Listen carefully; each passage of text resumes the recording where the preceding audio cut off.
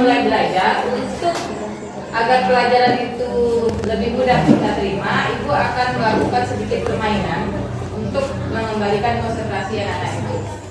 Paham? Nah, silakan berdiri.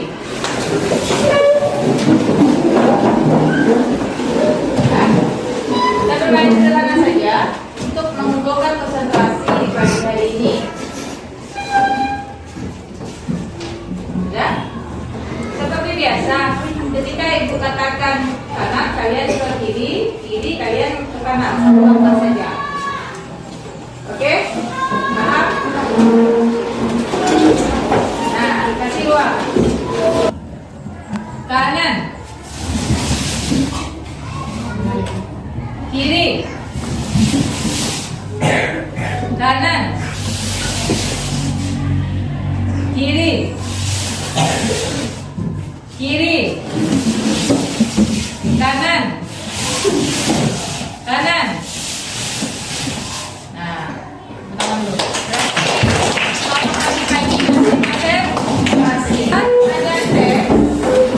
Teks bacaan dengan judul Gotong Royong Kekuatan Bangsa Indonesia. Nah, ini karena butuhnya kita akan melaksanakan proses belajarnya secara berpasangan. Jadi anak-anak yang masih duduk sendiri silakan dulu untuk bergabung dengan temannya.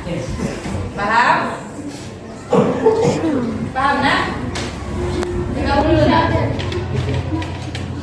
Bergabung ke depan.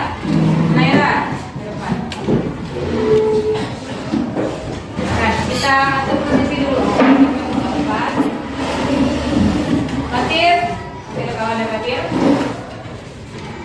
Sudah? Nah, ini akan Ibu bagikan. Teksnya satu orang satu teks. Silakan Ibu bagikan.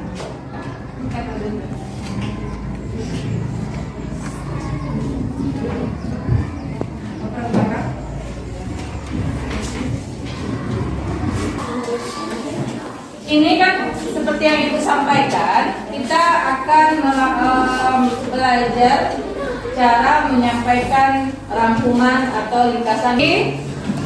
Perintahnya adalah, mohon diperhatikan, perintahnya ini kalian baca secara berpasangan nanti ke depan. Nah, Ibu contohkan antara Azizah sama Naira misalnya. Nah, nanti ketika Azizah membaca, Naira mendengarkan. Setelah Azizah membaca, Azizah akan menyampaikan rangkuman dari apa yang ia baca. Dan Naira nanti akan mendengarkan apakah rangkumannya sudah sesuai. Nah, jika masih ada yang perlu dilengkapi atau disempurnakan, Naira boleh menyampaikan sesuai dengan teks yang dibaca. Nah, kemudian setelah itu kita ganti posisi, di mana nanti Azizah Naira yang membaca, Azizah yang mendengarkan, kemudian Naira menyampaikan rangkuman bacaannya, nanti Azizah juga boleh menambahkan jika perlu ditambahkan atau mengoreksi apakah sudah sesuai atau belum rangkuman yang disampaikan oleh teman kita masing-masing. Paham? Paham? Nah, kita coba. Kalian kan sudah pernah belajar tentang membuat rangkuman, seperti kalian membuat rangkuman dari teks-teks materi yang ada di buku paket, kira-kira seperti itu. Kuncinya adalah jangan lupa kita harus melihat ide pokok masing-masing paragraf. Oke, kita bisa mulai. Nah, sekarang Ibu panggil dulu, boleh? Pasangan Abi dengan Kensolu, silakan ke depan.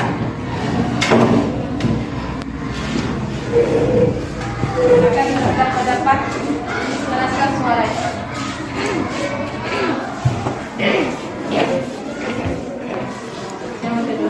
Posisi pertama siapa dulu? Abi, silakan Abi. Assalamualaikum warahmatullahi wabarakatuh.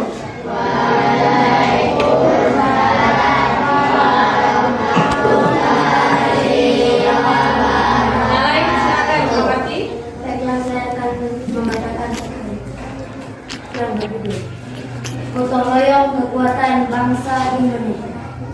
Indonesia dikenal sebagai bangsa yang menjunjung tinggi nilai gotong royong. Gotong royong adalah kegiatan bekerja bersama-sama untuk mencapai tujuan bersama. Nilai ini sudah ada sejak lama dan menjadi bagian penting dalam kehidupan masyarakat Indonesia. Di lingkungan sekolah, gotong royong dapat terlihat ketika siswa bekerja kelompok, membersihkan kelas, atau membantu teman yang mengalami kesulitan belajar. Dengan gotong royong, pekerjaan menjadi lebih ringan dan suasana belajar menjadi lebih menyenangkan. Gotong royong juga mengajarkan sikap peduli, tanggung jawab, dan saling menghargai. Ketika siswa bekerja sama, mereka belajar mendengarkan pendapat orang lain dan menyampaikan ide dengan sopan. Hal ini membantu siswa menjadi pribadi yang lebih percaya diri dan menghargai perbedaan. Jika nilai gotong royong ini diterapkan, maka persatuan dan kerukunan akan terjaga. Oleh karena itu, gotong royong harus dilestarikan dalam kehidupan sehari-hari, baik di sekolah, di rumah, maupun di lingkungan masyarakat. Kesimpulan dari teks yang saya bacakan adalah bahwa nilai gotong royong sudah melekat erat pada kehidupan masyarakat di Indonesia. Dengan adanya gotong royong, pekerjaan menjadi lebih ringan dan cepat terselesaikan. Gotong royong juga mengajarkan kita sikap peduli, bertanggung jawab, dan sikap saling menghargai. Demikian dari saya. Assalamualaikum warahmatullahi wabarakatuh. Waalaikumsalam warahmatullahi wabarakatuh. Baiklah, saya ingin menekankan itu gotong royong buatan bangsa Indonesia. Indonesia dikenal sebagai bangsa yang menjunjung tinggi nilai gotong royong. Gotong royong adalah kegiatan bekerja sama-sama untuk mencapai tujuan bersama. Nilai ini sudah ada sejak lama dan menjadi bagian penting dalam kehidupan masyarakat Indonesia. Di lingkungan sekolah, gotong royong dapat terlihat ketika siswa bekerja kelompok, membersihkan kelas, atau membantu teman yang mengalami kesulitan belajar. Dengan gotong royong, pekerjaan menjadi lebih ringan dan suasana belajar menjadi lebih menyenangkan. Gotong royong juga mengajarkan sikap peduli, tanggung jawab, dan saling menghargai. Ketika siswa bekerja sama, mereka belajar mendengarkan pendapat orang lain dan menyampaikan ide. Hal ini membantu siswa menjadi pribadi yang lebih percaya diri dan menghargai perbedaan. Jika nilai gotong royong diterapkan, maka persatuan dan kerukunan akan terjaga. Oleh karena itu, gotong royong harus dilestarikan dalam kehidupan sehari-hari, baik di sekolah, di rumah, maupun di lingkungan masyarakat. Kesimpulan yang dapat saya bacakan adalah gotong royong adalah kegiatan bekerja sama untuk mencapai tujuan bersama. Dengan gotong royong, pekerjaan jadi lebih ringan dan cepat terselesaikan. Gotong royong juga mengajarkan sikap peduli dan tanggung jawab. Gotong royong harus dilestarikan dalam kehidupan sehari-hari. Kesimpulannya, tepuk tangan. Nah, kembali ke tempat duduk. Berarti setelah Abi menyampaikan kesimpulan, karena Kenzo tidak memberikan tanggapan, berarti menurut Kenzo Abi sudah cukup baik menyimpulkannya. Sudah. Begitu juga dengan sebaliknya, sudah dengarkan Kenzo membacakan bacaan dan kesimpulannya berarti sudah lengkap. Oke, baik, silakan kembali tempat duduk. Nah, yang lain satu lagi ibu coba. Alia, silakan Alia.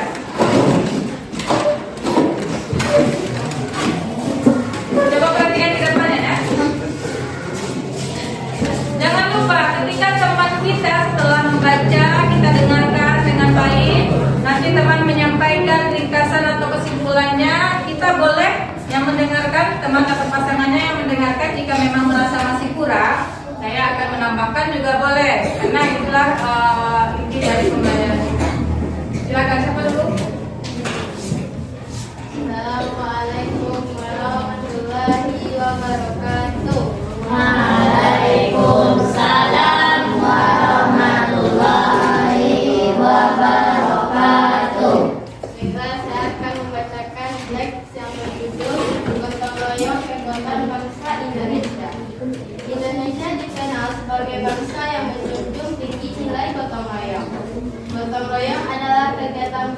berjalan bersama-sama untuk mencapai tujuan bersama. Nilai ini sudah ada sejak lama dan menjadi bagian penting dalam kehidupan masyarakat Indonesia. Di lingkungan sekolah, gotong royong dapat terlihat ketika siswa bekerja kelompok, membersihkan kelas, atau membantu teman yang kesulitan belajar. Dengan gotong royong, pekerjaan menjadi lebih ringan dan suasana belajar menjadi lebih menyenangkan. Gotong royong juga mengajarkan sikap peduli, tanggung jawab, dan saling menghargai. Ketika siswa bekerja sama, mereka belajar mendengarkan pendapat orang lain dan menyampaikan ide dengan kuat. Hal ini membantu siswa menjadi pribadi yang lebih percaya diri dan menghargai perbedaan. Jika nilai gotong royong terus ditetapkan, maka persatuan dan kerukunan akan terjaga. Oleh karena itu, gotong royong harus dilestarikan dalam kehidupan sehari-hari, baik di sekolah, di rumah, maupun di lingkungan masyarakat. Jadi kesimpulan yang Alia dapat dari teks yang telah dibacakan menjelaskan bahwa gotong royong adalah bagian penting dalam kehidupan masyarakat. Karena kegiatan bekerja bersama-sama untuk mencapai tujuan bersama sangat memerlukan yang namanya gotong royong. Selain gotong royong juga mengajarkan kita sikap bertanggung jawab, peduli, dan saling menghargai. Demikian saja. Waalaikumsalam warahmatullahi wabarakatuh. Indonesia dikenal sebagai bangsa yang menjunjung tinggi nilai budaya. Gotong royong adalah wujud kerjasama menjadi bagian penting dalam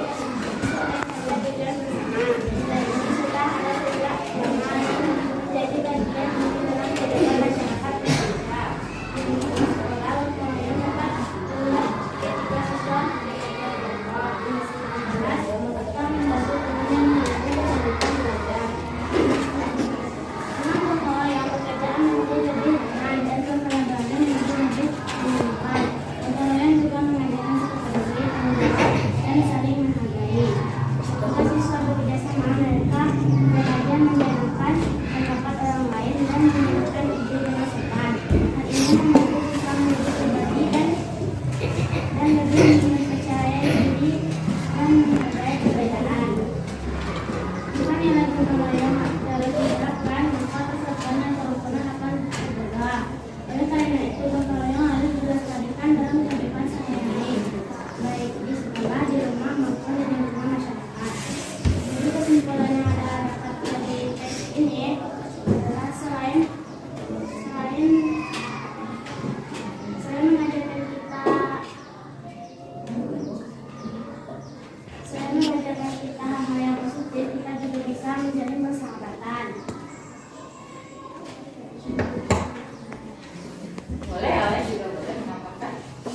Bisa bergaul dengan masyarakat setempat dan gotong royong dapat dilestarikan dalam kehidupan sehari-hari karena agar kerukunan dan persatuan tetap terjaga. Gimana kakak?